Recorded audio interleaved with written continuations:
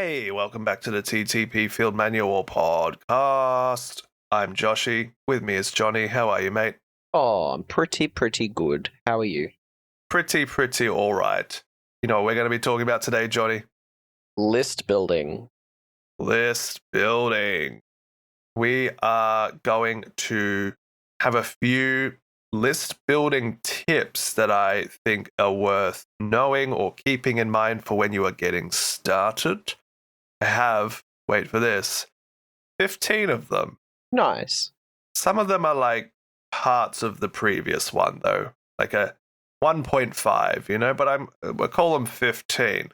And then afterwards, we are going to just rattle off and discuss some of the 40K lists that we have been building ourselves, whether that is for casual fun, maybe some narrative stuff, maybe some competitive stuff. That is about it for this episode. A bit of an interlude episode between reviewing every model that Warhammer put out and then getting into the 500 worlds and probably Maelstrom stuff following this. Oh yeah, that'd be pretty cool. That'd be pretty good. I like it a lot. Let's get into it. So, Jonny, list building tips. To start us off is the golden rule, as I like to call it. Ooh. Rules are temporary. Models are forever. Unless they get put in Legends. But even then, you could still play them for a while. Yeah. Legends has some fun data sheets. Don't listen to me. If you are playing in high-level tournaments and stuff, you probably don't need to hear a lot of these tips, but we like to be a bit of breaking ground for people getting into the hobby. So a lot of these tips are going to be a little more new player experience friendly. Who cares what you see on YouTube and Reddit and any place like that that's like, this is the best list. This is every unit that you need to have in your list. For now, to get started, just keep in mind rules are temporary, models are forever. If you're just getting into it, things are probably going to change rules-wise before you're done. All right? Okay. Number 2. Now, Jonny and I are rapidly becoming the masters of this. Golden rule number 2. Whatever you actually have should be able to work together in some form. It sure should.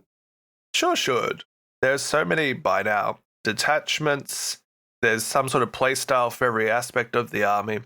There are so many units that have been pretty decently enough balanced. There's no old school Warhammer list building restrictions like, well, you actually need a commander to go with 2 infantry, but you can't have more than 3 elite infantry. There was some stuff like that once upon a time. Whatever you want to have should work in some capacity. Just don't be that guy and bring like a Primarch to a 500-point game.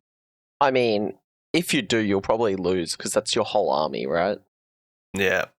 Anything you want to add to the first 2 golden rules there, Jonny? I think I'm okay for now.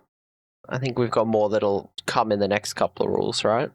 Yeah. My third tip is to really ask yourself, what is your desired format for playing this game? And yes, you can sort of side rule this into game format itself by rules like boarding actions, crusade, blah, blah, blah. But when putting together, a list, are you doing it to just have some casual anything goes fun?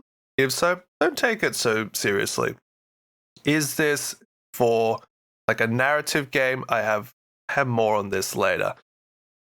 Or is it for the competitive scene? Really figure out what you want to be playing, what your game group is playing. That is going to lead into some tip part 2 a bit later down this list. Would you say, Joy, that there is a decent distinction between those sort of 3 approaches? It's all about setting up the concept of what you're going to build and what you want to play, right? So it's like rule of cool. Make sure that it's fun for everyone. Semi-balanced for everyone. 5 Catans, Jonny. 5 Chaos Knights. Chaos Knights in a 1K game, Johnny. I saw a fantastic Reddit thread the other day that was like, oh, all these 5 Catan lists are coming, so here's my Porphyrion. Brother, good luck. Hey, if anything can kill a Catan, it's a Porphyrion at 700 points. I sure hope so, otherwise that Void Dragon's going to be singing to itself. Yep. So, I guess these tips are a bit more just like run-on thoughts. But anyway, tip 4. Regardless of your format, just aim for 2K. As in, if you haven't actually got a 2K list, just aim for 2K.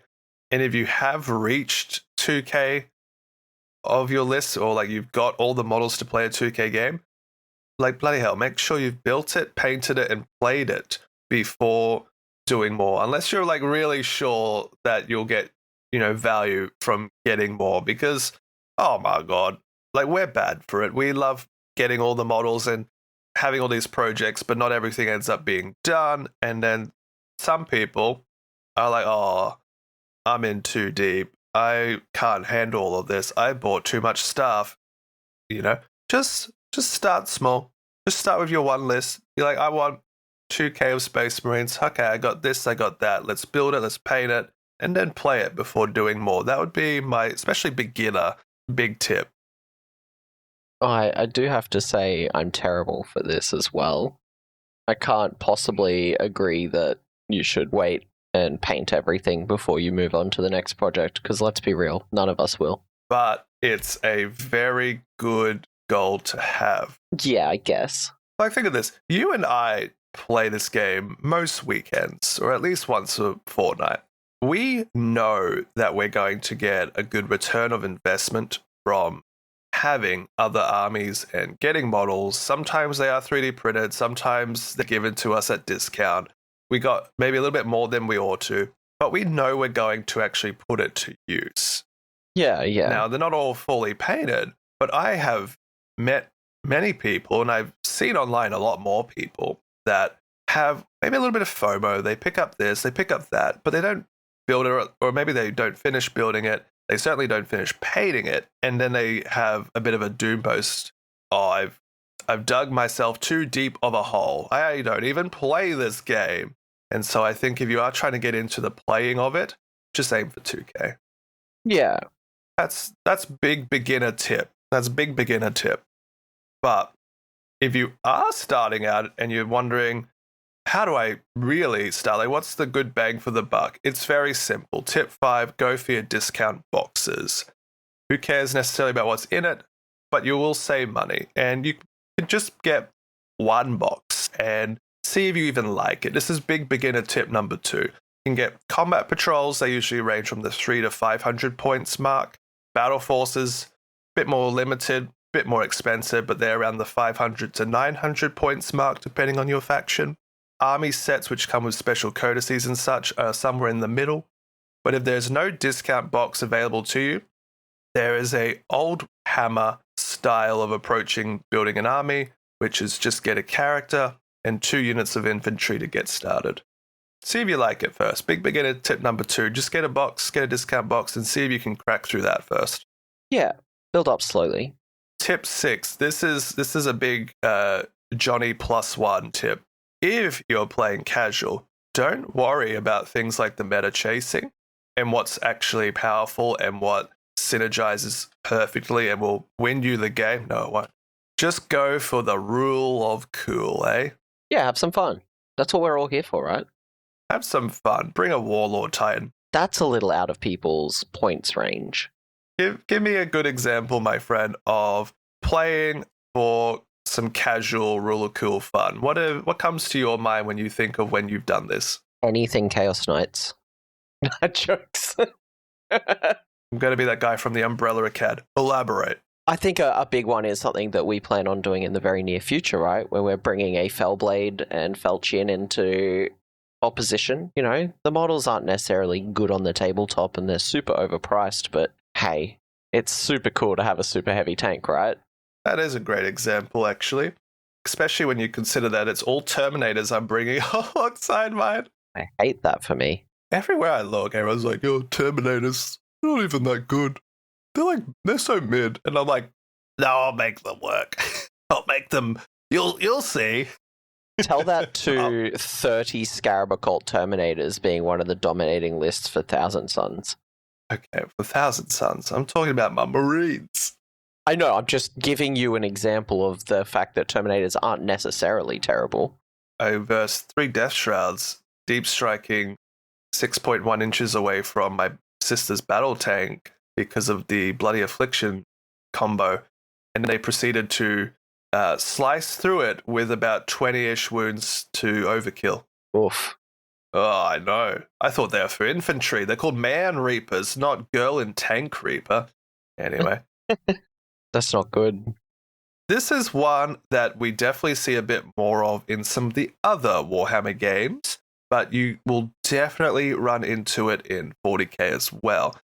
If narrative, if you really want to put together something that's straight out of the book, straight out of the lore and the artwork, spend some time and identify within whether it's lore, the model range itself, there's lots of sub-factions out there, or even color scheme, what it is that actually excites you, and then make a simple plan around it. For example, what comes to mind is, I believe it's Craftworld Ianden of the Eldari, lots of Wraith constructs with outcast support, so rangers. You can make a list around that. One of our friends got into Dark Angels simply because he liked green, and then built a list around a lot of the Dark Angel units. Didn't he then proceed to not put any of the Dark Angels units in there, and is just like Space Marines, but green? Nah. Azrael for that CP gen, my friend. I guess, fair, yeah. ICC duty for that sweet fight first. You had infantry once, now you don't. Oh, I wish I had fights first. Yeah, fair. Any examples, Johnny, of when you've really built a list around a narrative anchor? Sure. I have no idea. I was waiting for the yeah. Isn't that every list I make? I don't build competitive lists. I put a bloody Knight Tyrant with a Warp Shock Harpoon in my lists because why not? You play fun cash, anything goes. I build around the casino, alright? You don't do the thing where you deep dive into Space Marine heraldry and make a company appropriate 2K list. No, although I definitely have been working on that. Iron Warriors, Iron Within, Iron Without. But you've seen the folks that go really hard into it, right? They have the whole Force org charts, the exact heraldry, shoulder pauldrons, squad markings, and they make it be like, yep, this is Dark Angel's 3rd company. And they won't even take characters that don't belong there. You're like, good luck to you, sir. Didn't they make a whole game system out of this called Horus Heresy? Yeah, that's more that cup of tea. All right, now we're getting into the back half of my tips. So if it's the back half of the tip, is it the base? This is the base of the list of my tips. Cool. If you are trying to play meta, you should really consider the fact that playing competitively, like tournaments and stuff, whilst there are some fun and deep end learning to be had, this is definitely like Warhammer expert mode. Oh, we're a casual podcast. Why are we doing expert mode? Because people will find us. It's, I think, better to just simply have play experience rather than just running the best stuff. The meta will flip on you. Your opponents will offer very different challenges from one to the next. And overall, without knowing the game intrinsically, because there are lots of rules, you won't really be able to play your units, whether they are the best picks or not, competitively to a skilled enough level to feel like you're playing meta in the first place. If that makes sense. Right, Grand Coven good stuff player? Grand Coven good stuff? What do you mean? Oh, that's right. You don't have Muti Bees. I don't have a Muti Bee, even though they're on pre-order at the moment. I can't afford to buy a whole box for 10 Terminators and a Muti. Is the unit solo not available? Yeah, it is. Okay. All right, Johnny. But that's my parade army. Anything I buy for that army, I have to paint. Good. That's great. I'm glad to hear that. So I just don't buy anything for the army, right? Fair enough. Oh, part of me is like, how do I make Thousand Suns work? Because I just don't know how to play that bloody game. But at the same time, I'm like, here we are with all the Chaos Space Marine spoilers. I have a list called Ultra League, but I also have a list that I call Ultra League, but with what I actually have. Oh yeah, There's a lot of case studies that can be made to what's actually making a competitive Ultramarines list. And so I put together a list. I was like, if I were to compete in a tournament, what do I need and what could work and what do I have? And yeah, it's just a lot of vehicles, which I don't want. Anyway. comp play just sounds terrifying to me. Scary. I don't feel like I have a good enough grasp on secondaries to be able to perform in a decent manner. I keep overextending myself, and it's a whole nother conversation. Well, funny you mentioned that. The next few are really like run-on thoughts from one to the next. So, number 9. We're up to number 9. Know how your rules exist. Really pay attention and spend some time studying or reading or listening to some very cool podcasts about what your army rule does. What does your detachment rule do? What are the enhancements and stratagems of that detachment that you want to play? And then also become really familiar with your unit's datasheet abilities. And you'll start to really get to mesh with them. You know, someone might say, I'll play this because they are really good anti-tank. You're like, okay. But then you'll just completely forget that they're actually like +1 to hit and wound against vehicles is their whole ability. But then your detachment might also be like, if you're targeting X, Y, or Z, you can re-roll. And it's so easy to be caught up in the moment and just forget to check because there's so much going on. But if you maybe made some notes, really internalized what every unit is supposed to do, then you'll already be pretty decent standpoint. Part sort of 2 of that is think about the role that every unit has. Are they a melee or a ranged unit? Do they have a priority for objective play, or are they screening units to sort of gum up the board? Are these units meant to infiltrate, scout, or be held in reserves? Do they sticky objectives? Are they oriented to anti-infantry, elites, vehicle monsters, hordes? And then part 3 of that is something that you were doing before we started. And I'll just leave it with go through the mission deck. That's something I'm trying to learn to do at the moment, because obviously my secondary game is where I have identified problems. So get to know what needs to happen, what you need to be able to accomplish in a game. Because at the end of the day, killing your opponent is not the best way to win. Surprisingly, right? Like you would think that it is, but it's not always the case. Yeah, Theorycraft, how you would achieve certain secondary and primary, but also Theorycraft, how your list will deal with, say, an opponent that focuses on ranged combat, such as Tau, or sometimes even Knights, a melee threat, such as World Eaters or Space Wolves, or even certain Drakari elements that will get to you quicker than you expect, or board control armies that are designed to lock down the board and stop you from interacting with missions, such as the classic Kroot Jail. I love that one. There are certain armies whose whole shtick is a really unexpected buff-debuff. They'll buff themselves or they'll debuff you, sometimes both. Death Guard, Zaki's faction of choice for some time now, has some absolutely crippling debuff stacks. He plays Deathlord's Chosen at the moment, and the amount of chip damage he can do with mortal wounds just because you're in his affliction range is insane. And then he might give you -1 toughness, he might have you -1 to hit, and all of a sudden, your plans just go out the window. Yep. Death Guard are a bit like that. But then there are also your horde armies like Tyranids. How do you deal with so many bodies on the board? Can you put out enough attacks to actually stop them from overwhelming you eventually in number? Elite armies like Custodians, they will run such few models, but each of them are like a demigod on the board. How do you deal with a bunch of extremely hard-hitting units? or even heavies like knights. Can you deal with knights, Johnny? I don't know. Can you? I really don't know. We could find out. It's all right. I've done decently well into your knights, I feel. Yeah. Hmm. I feel like my knights have been performing very well, but not oppressively. I took down your knight tyrant with a canoness and her sword. That was a fun moment. Yeah, well. It wasn't just her, but okay. Yeah, so many other things died to get that done. But yeah, so off the back of that, how you're interacting with everything. So to determine the gamey combos between units, you're playing an RPG or you're playing an MMO or something, and you know that, this ability keys into this ability, keys into this ability, and then that's how I win, not just by left clicking. And that happens a bit here too.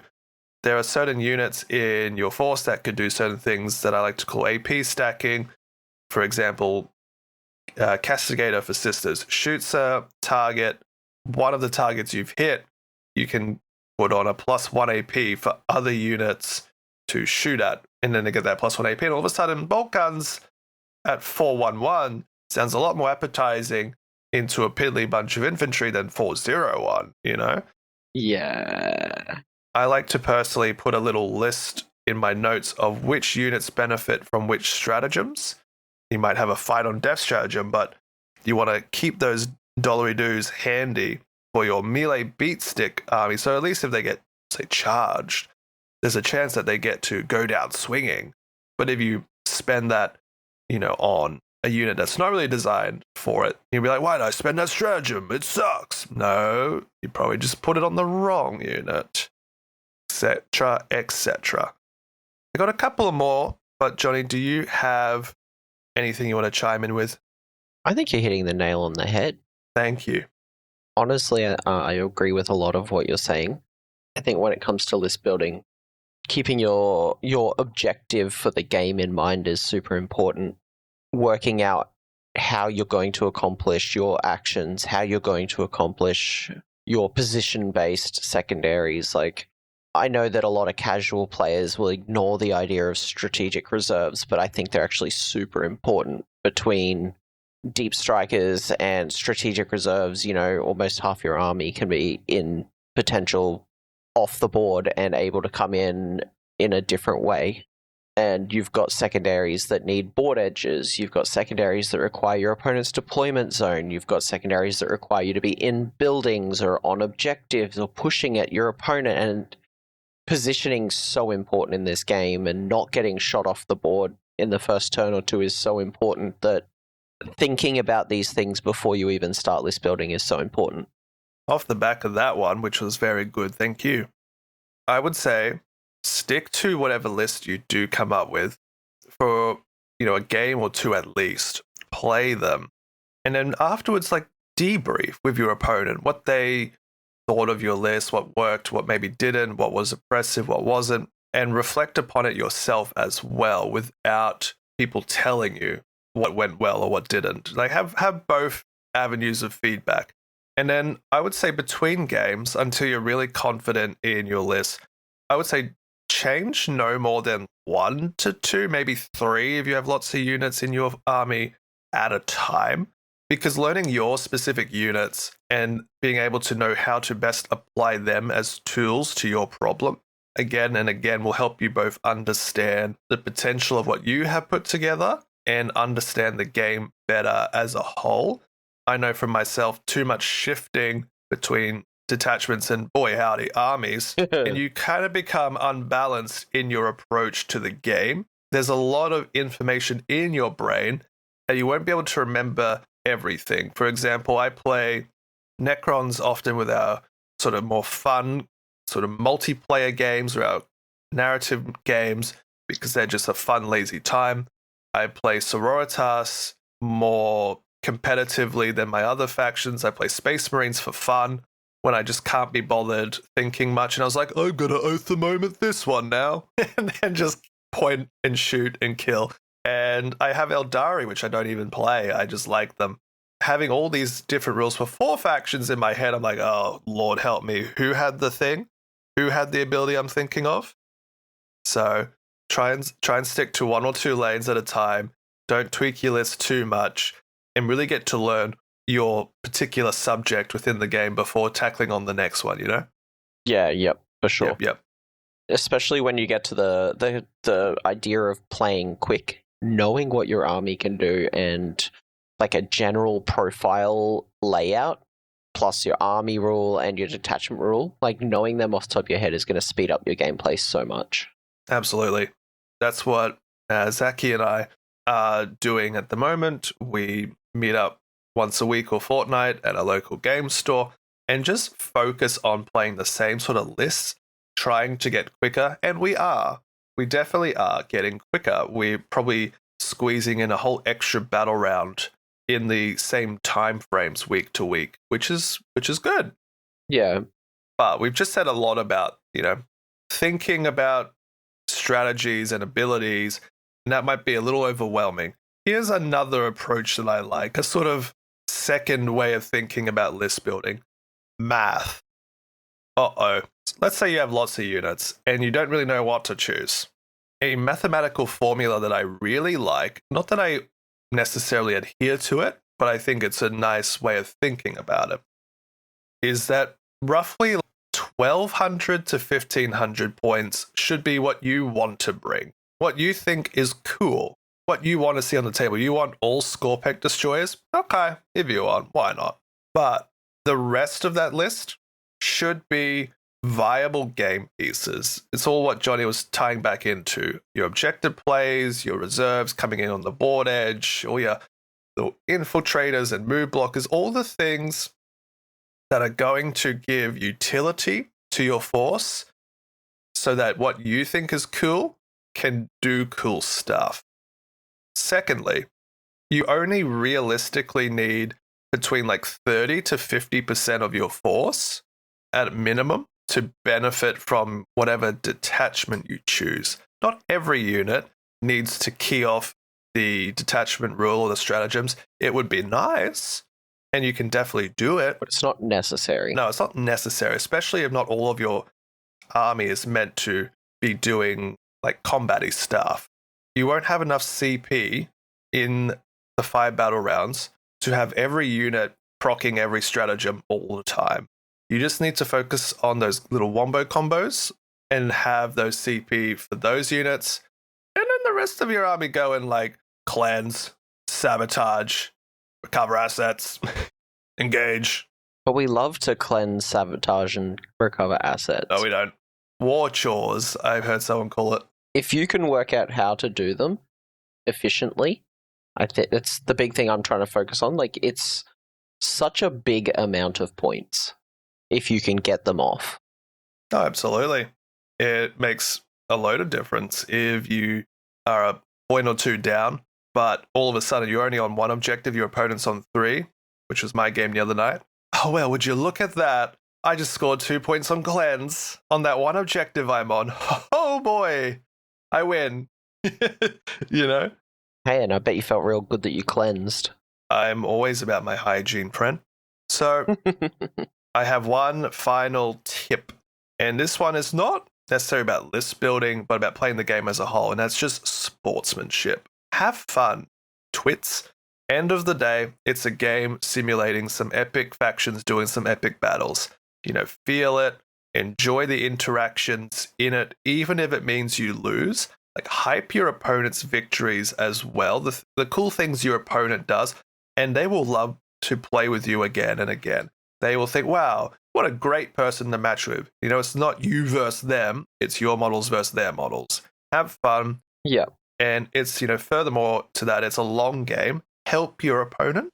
Let them know about your gotchas. No one likes to move their most valuable piece up the board, and then you're like, well, actually, I have a 3 CP combination where I'm going to surge in and then I'm going to fight first and mortal wound charge. Well, I didn't know you could do that. Oh, well, no take backsies now. Don't. Just be like, look, if you move there, I can do this thing. Give them that calculated risk aspect, in my opinion. The more you play, the more you understand what different factions can achieve and accomplish. There's some things you don't want to say, well, you don't want to maybe necessarily outline every single thing. Well, if you move there, I can shoot you. at some point, certain things like that should be expected, but just like the things they might not expect, let them know. Yeah. For me, I really like voicing how I am thinking of approaching certain objectives and then double checking stats and certain reprisal moves before allocating units and attacks. If you have a strength 9 gun and you have two options to shoot at, one's like T12, one's T8, but maybe the model doesn't really indicate which one's which by appearance. Just be like, hey, what's the lower toughness of these units? Oh, that one? Okay, I'm going to make an attack on that one. Or it was like, I really need to get this deep strike off. Can you help me find a little window in your backline that I can deep strike in? Like things like that. It's like collaborative play in a sense. I think that's really important. Yeah. You'll both learn so much. Yeah. It's actually a philosophy that one of the original game designers of this game did. He would help his opponent win because it's more fun that way. If he just sat there and shut up, he would win more often because he designed the freaking thing. But when he would play with someone, he'd be like, hey, man, if you move that up there, I can't really do much. So you'll be able to like really take this flank away from it, really helping them to learn the game and figure it out. That's really nice. And it's a feels good moment. That opponent's going to, as we said before, really want to come back and play with you again in the future. All right. Those are my 15-ish tips, Jonny. Anything you feel like I might have missed or anything you want to contribute on top of? No, you did very well, actually. I don't know how you found all this info. You want to hear the wildest thing? What? I wrote all of that on my phone at midnight last night. Nice. I'm just in bed sipping my Rooibos tea. I'm like, oh, fuck, I got to do tips in the morning. This one, that one, this one, that one. Last minute meal prep. Things that are in the background of my thoughts, just distilling them into a note. That's all. Just middle of the night. Yeah. Yeah. But we're going to go into part 2 of this episode now, where we're just going to talk about some lists that we put together and sort of our thought processes behind them. Jonny, would you like to take the stage on this? Would you like to start us off? I sure could. Let's have a look at a list that I have been playing a fair bit lately and kind of testing the waters on.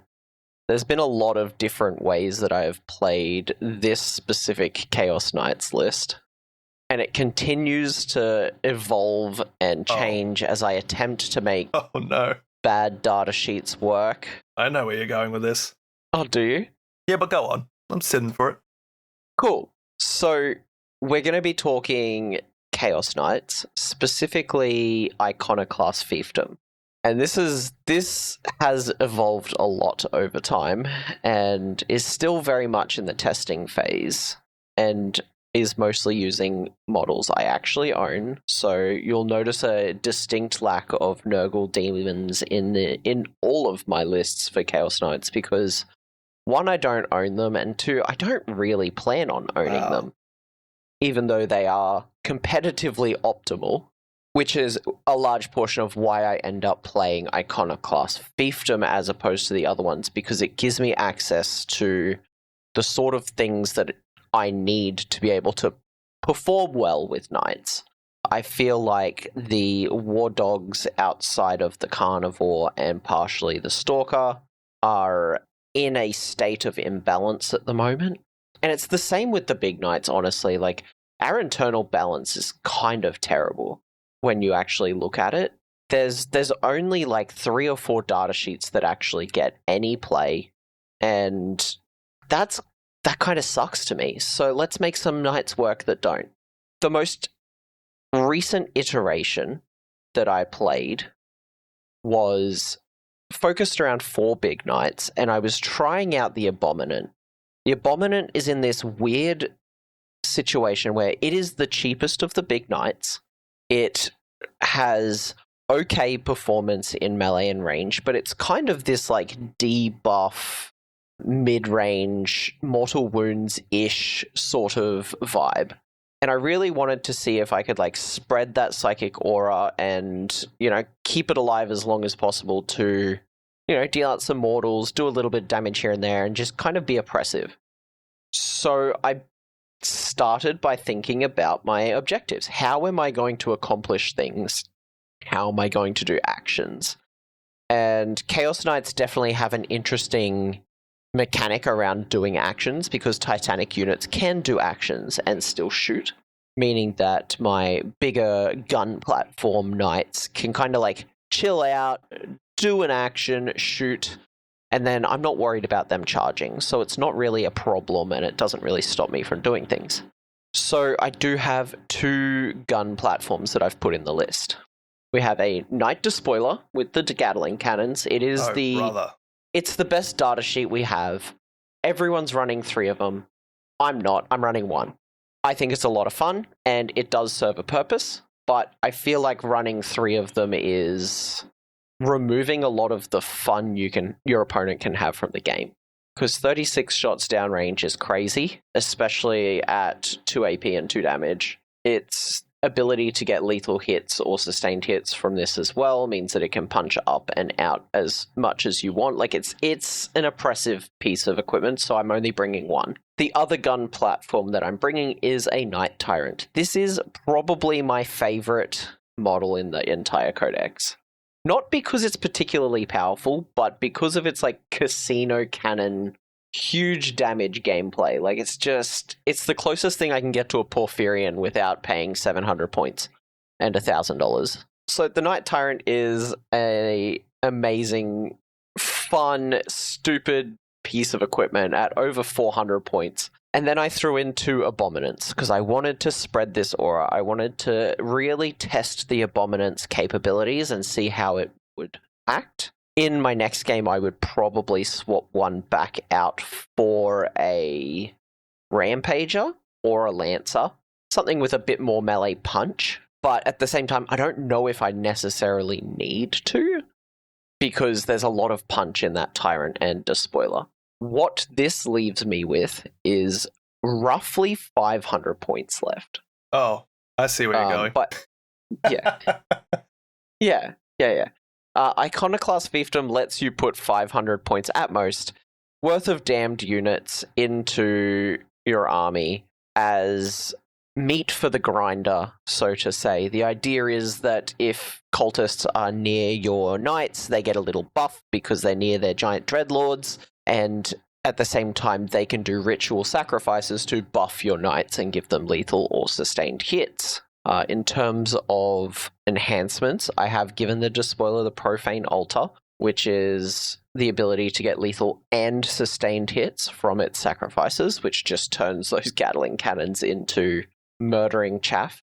Or tanks, it doesn't matter, it kills everything. And the Knight Tyrant got Pave the Way, which gives some of my damned units the ability to scout up at the start of the turn, which just helps them keep up with the huge movement profiles that come out of Chaos Knights. But then with the remaining 455 points that I had, we have filled her out with cultists. This is 5 mobs of cultists, which frankly should probably be 6 just to max it out, which would be 3 20s and 3 10s of cultists. And this is my scoring. This is how I get things done. This is spreading across the board, move blocking for Chaos Knights so that they don't get locked in melee. This is doing my secondary objectives, holding my points, and it would be 6 units all with sticky, 3 of them with scout, and that's an oppressive amount of bodies on the board for what is and should be an elite vehicle army. That is a crazy horde of dudes. It is a crazy horde of dudes. And how has it gone for you when you've played it? I know you versed our World Eater's friend, who's really good at getting through bodies in close combat. He struggled to get through the walls. And even when he did, like, your knights are going to go down. A big part of your list building is you have to understand that things are going to die. You are not going to end the game with all of your units left. But The amount of games I have won with this list with not a single Chaos Knight left, and there's like one or two cultists spread across the board that just happen to be holding an objective. There's games I've won where it's like, oh, I stickied these objectives, and I've got 3 sticky objectives across the board, and my opponent, and then I just held them off the point, you know? This list is very good for board control when you've got 3 knights with like 10-inch movement. You've got the Knight Tyrant with sitting back. You've got doing all of your deep strike blocking with his 12-inch deep strike block aura, and then just an oppressive amount of cultists running around the board, and your opponent just have to deal with the cultists, but they're 50 points for 10, you know? Like, they want to fight the big knights. There's so many distractions in this list that just keep your cultists doing what they need to do. And I've had an absolute blast with it. It's been a lot of fun. You've had so much fun. I really see you light up like a Christmas tree when you bring this one out to play. The only issue it really has is Iconoclast Fiefdom does not have the best stratagems. There's a couple that are very good. We've got one that gives us like advance, fallback and charge and shoot, which is very good. But it's not the best for a defensive standpoint in terms of stratagems. We don't have, you know, Armor of Contempt or damage reduction or anything like that mixed in to try and keep these knights alive. We don't get any better saves outside of one of the enhancements that can give you a Feel No Pain 6. Not a lot going on in the stratagem department, but that just means you've got more CP for rerolls. Very important on bigger chassis.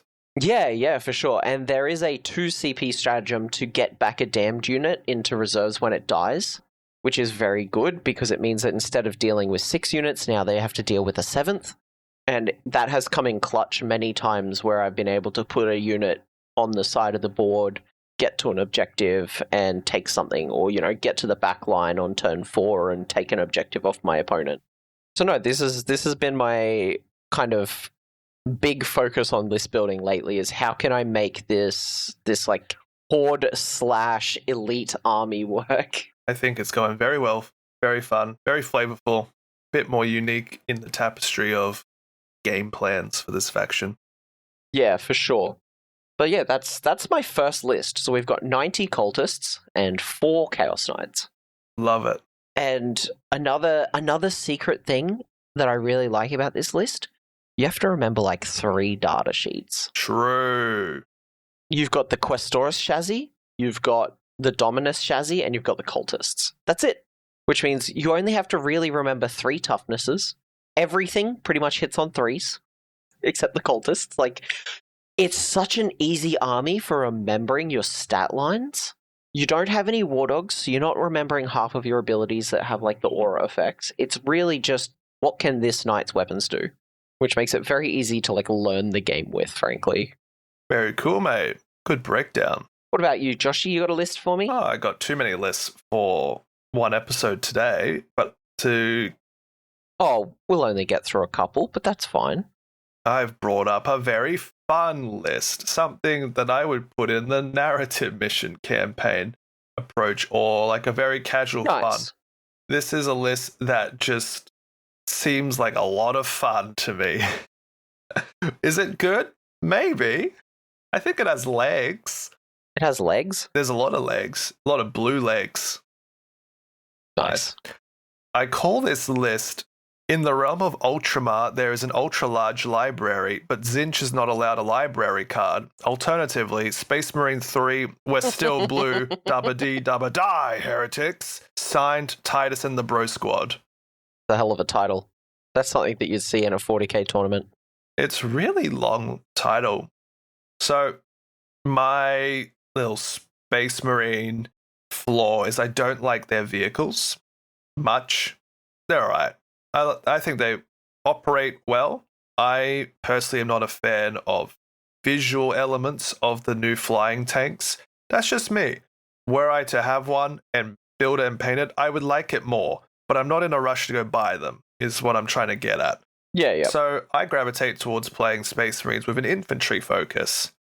I really like synergies in my list. And so when Librarius Conclave came out, I was all over it.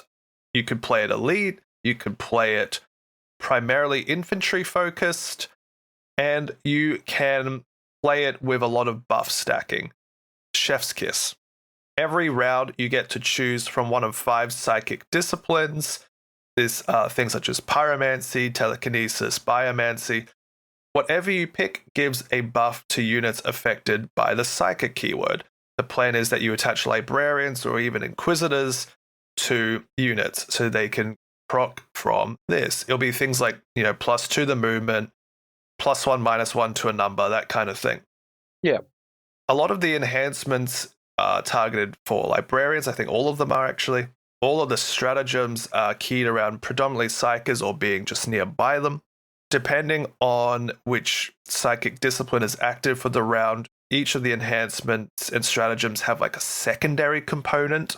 So if you really understand your turns and what you want to achieve with the turns, what each unit's meant to do, then you can really maximize the investment of your CPs and your enhancement points. But what is the list? It is what I'm calling a hyper elite Ultramarines infantry list. There is 815 points of epic heroes, Jonny. Holy. Sorry, hyper elite's probably the wrong word. Herohammer Ultramarines list, Jonny. 815 points of epic heroes, 345 points of characters, and the rest are infantry. That's so much. There's not a lot of activations here, but what I do have are 3 non-named librarians, Librarian Primaris, Librarian Phobos, and Librarian Interminator plate. I was thinking about putting Manius Calgar in Librarian, but that didn't work. Haha, memes. So each of those 3 librarians have an enhancement. Librarian Primaris has Fusillade, which gives your unit anti-vehicle, anti-monster 5-up. This goes really well with 10 Sternguard veterans who get to re-roll their wound rolls on oath targets that are also popping Devi wounds. R.I.P. Magnus is all I have to say there. R.I.P. Magnus. He flew too close to the sun, and a bunch of dudes with bolters were like, nay, bet. Killed him in one volley of fire. So that was scary.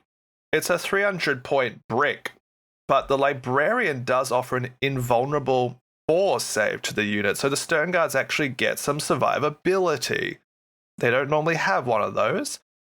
So each of the Librarians as well tends to come with the caveat of a feel no pain against psychics and or mortals, which is really, really good against certain matchups. You played Thousand Suns into my original Librarius and just bounced off of me. And it wasn't that I built the list to counter you. We just matched into each other, and it didn't go well for you because imagine a bunch of Oath the Moment Ultramarines with Feel No Pain 4s against all of your big things. That's not great. Yeah. No, it definitely wasn't great. No, but a lot of demons, Grey Knights, Eldari, there's a lot of psychic stuff with them. What else do I have? Librarian in Phobos. He actually doesn't have an enhancement, though he definitely could. The Librarian in Phobos gives a bit of a lone op bubble to its unit. I have attached it to a unit of incursors, who after they shoot somebody, your other units get +1 to hit on that unit. So I'm leaning into the buff strategy with this force.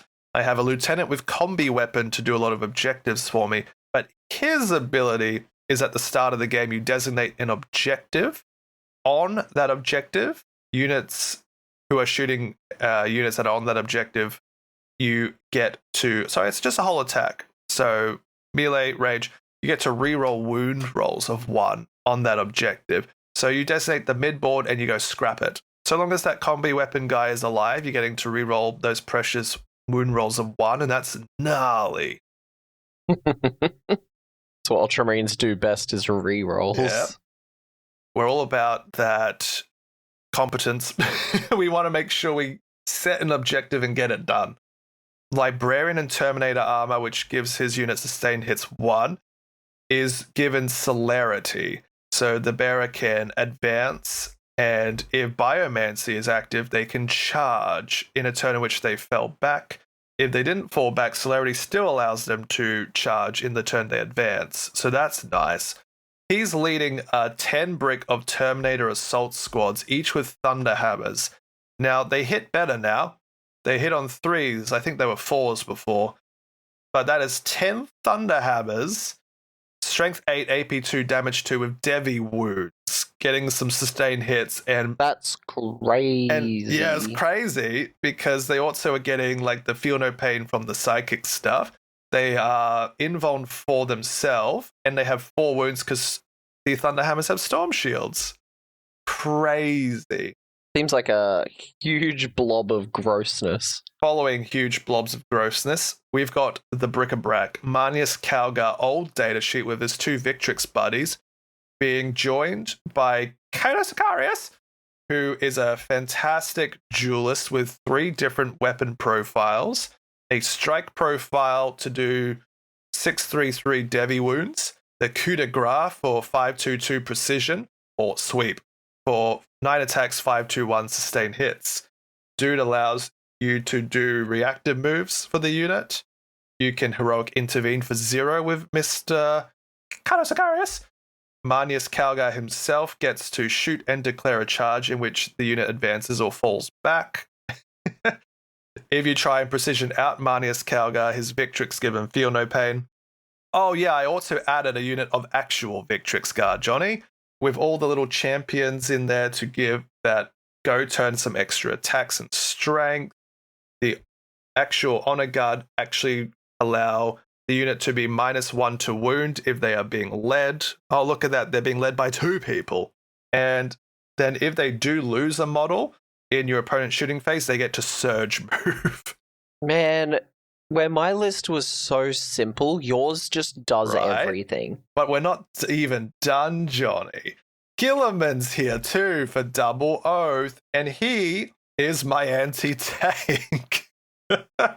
Besides the assault termies, Gilliman hits like a truck. You see him on the board, you're like, okay, but then you realize he's just swinging strength 14, AP 4 damage sword. You're like, oh, okay, okay, sure.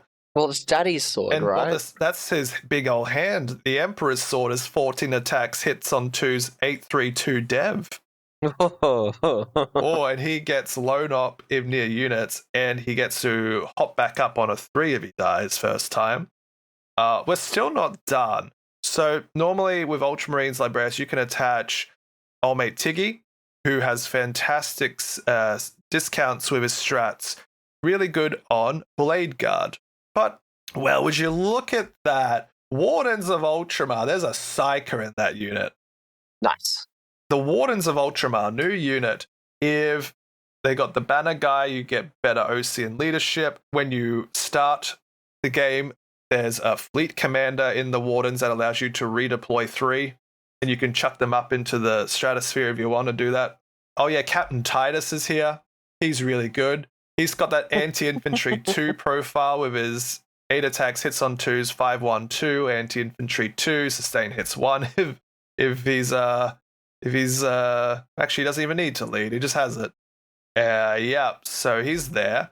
Oh, and would you look at that, a Blade of Wounds. The Blade Guard are here too to also get sustained hits 1. It's a big old blob of fuck you. So, what's the game plan here? It's a good question. You have like 5 or 6 units that actually do things. You play super cagey and play it almost like a game of Knights. Every unit should survive pretty well to begin with. You just got to make sure you're picking your targets, timing your oath, knowing when to deep strike in those Terminators, when to, rush them up the board and have your Sternies off board, and just play Surgeon. Think exactly what you need to kill each turn and stack buffs to get there. You have Titus and the Wardens and the Blade Guard for dealing with light infantry, Calgar and his monstrous brick for elites. You've got the Stern Guard and the Terminators to go into higher targets. And then you have Incursor, Librarian and Phobos, and Lieutenant with Compy to actually do stuff for you in the background. Should it have some more stuff? Yes. Did I want to do that? No. No. That's my very fluffy Herohammer, Ultramarines, Librarius, Conclave list.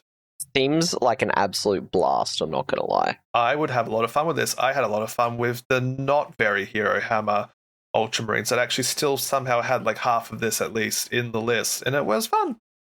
My only question is, how do you remember everything you can do all the time? Palm card, dude. My notebook had all the Librarius cheat sheet. Had all the Librarius combos listed. Ah. I had each unit which fit on one page of my notebook and what the various combos were. So when Magnus came up the board, I was like, okay, bring in Stern Guard from reserves, make sure this discipline is active this turn. This is going to give me this bonus. Off to the markets. Bye, Magnus. Yeah, it definitely feels like you just have something for everything, right? And if you know the right moves, very tactical and strategic, you can deal with anything that your opponent throws at you. Yeah, that's the Ultramarine mantra, is tactical flexibility. All right, so we've had, I would say your list has a lot of competitive merits, actually. Mine, I don't know. Yeah, you say that, but Iconoclast has not been performing very well. Is there another list you've got for me today, Johnny? And then we can round out the episode after that. Yeah, mate. My question is, would you prefer current potential Iron Warriors, like from pre-release, or the joke list? Is the joke list also Iron Warriors? No. I'm curious what your Iron Warrior thing is, because we do have all that stuff coming up, and we've had a lot of teasers lately. I'm curious what you're cooking. Well, okay. I will preface this with, this list is only using stuff I currently have. I haven't added in any of the stuff because we don't know points-wise what's happening. We don't have Kravik Morn in the list? Yeah, we don't have access to like what he's going to be doing yet. So this is closer to what I currently have, and is kind of a placeholder until we have detachment rules and all of that to actually build it properly. But it is a Iron Warriors focused idea, even though I'm running it as Creations of Bile, but that's not actually necessary. It's just I had to pick a detachment.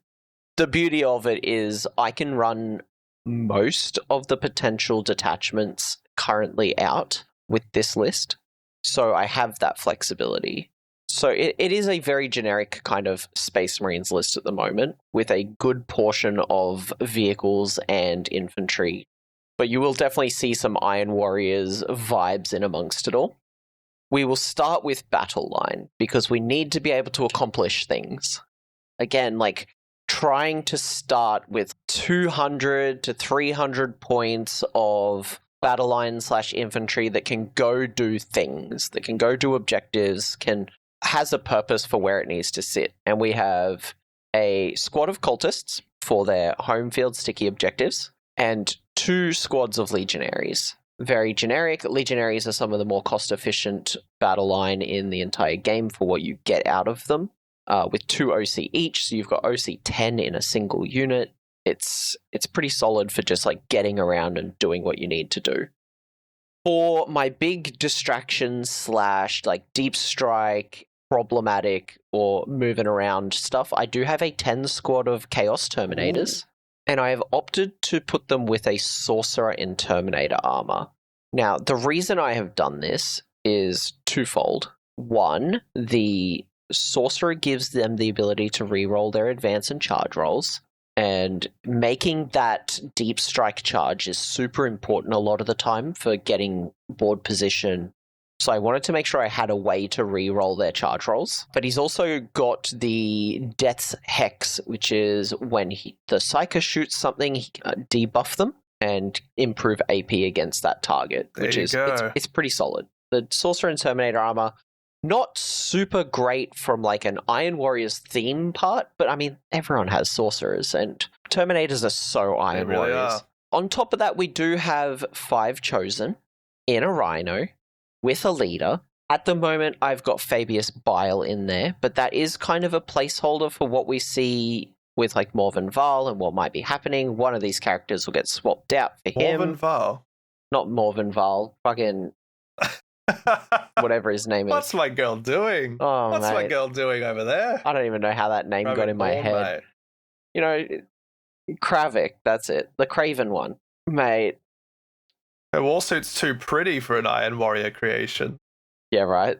But yeah, so at the moment I've got 5 chosen with Fabius. If you've got chosen, Fabius is probably the best character to run with them at the moment. His ability to increase their toughness and increase the strength of their weapons just turns them into an absolute unit. And sticking them in a Rhino really helps their survivability because chosen fold fairly easily without an invuln save. So you've got to keep them alive to get into melee because they are a glass cannon unit. And that rounds out the infantry side of things. So we have like 5 units of infantry, some stuff designed to go around and do secondaries, and a couple of like punchier units to deal with any of the secondaries that might require me to kill my opponent or push them off an objective. From there, we focused on the vehicles because Iron Warriors love vehicles.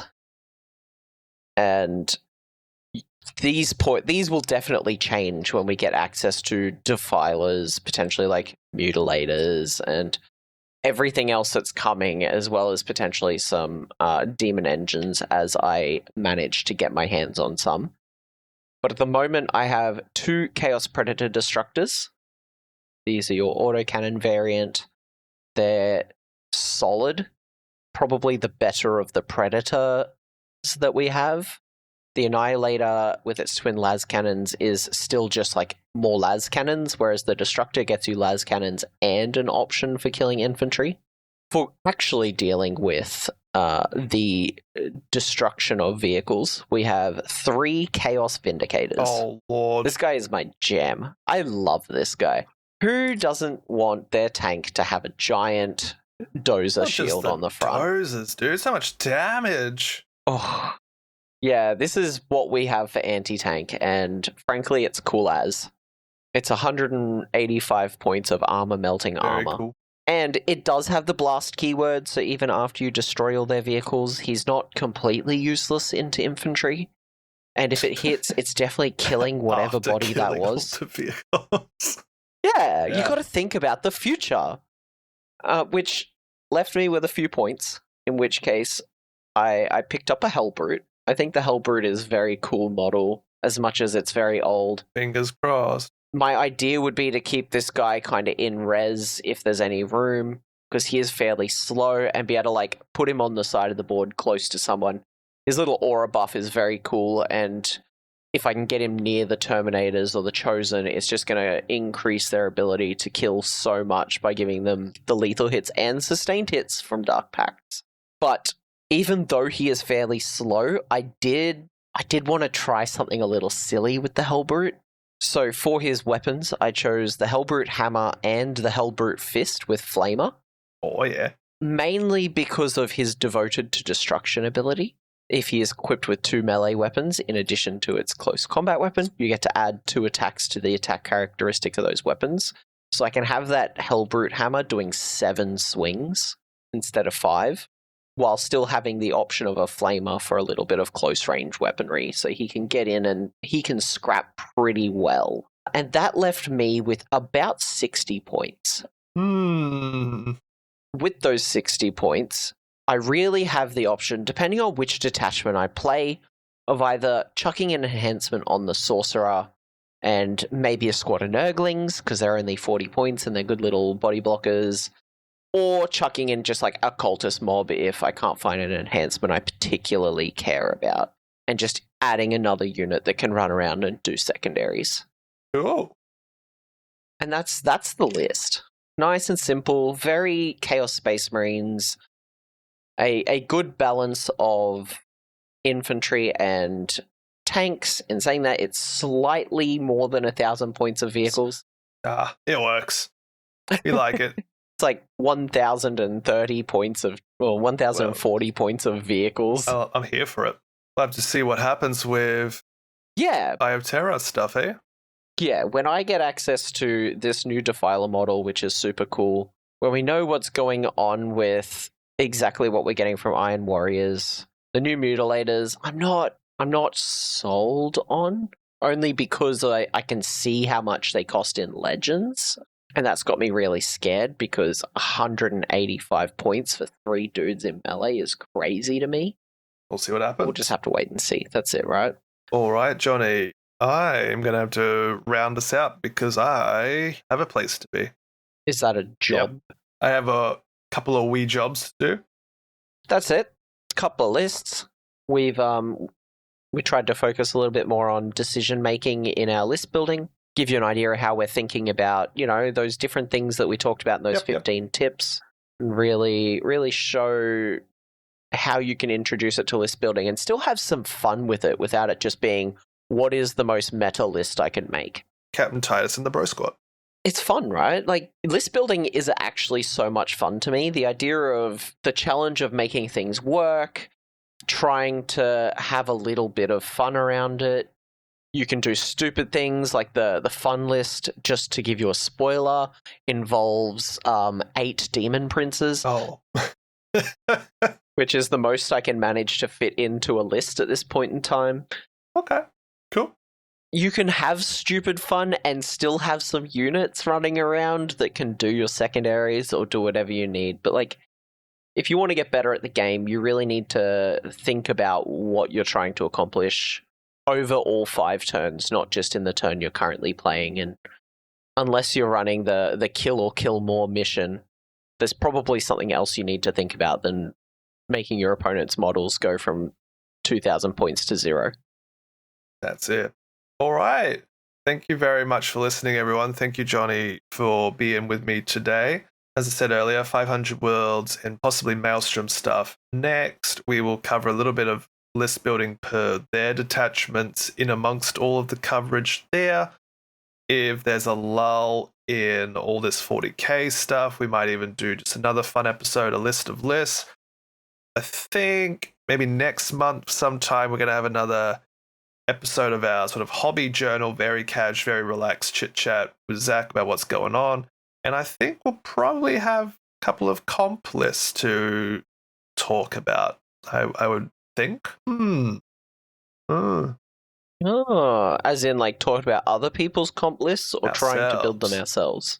But I already talked about mine. You need to do another one.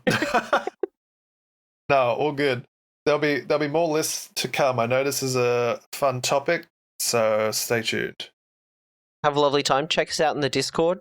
There is a suggestions tab, so if you have ideas of what you want to see, if there's content we make that you're less interested in, let us know. Or more interested in, we're more than happy to take that community feedback on point.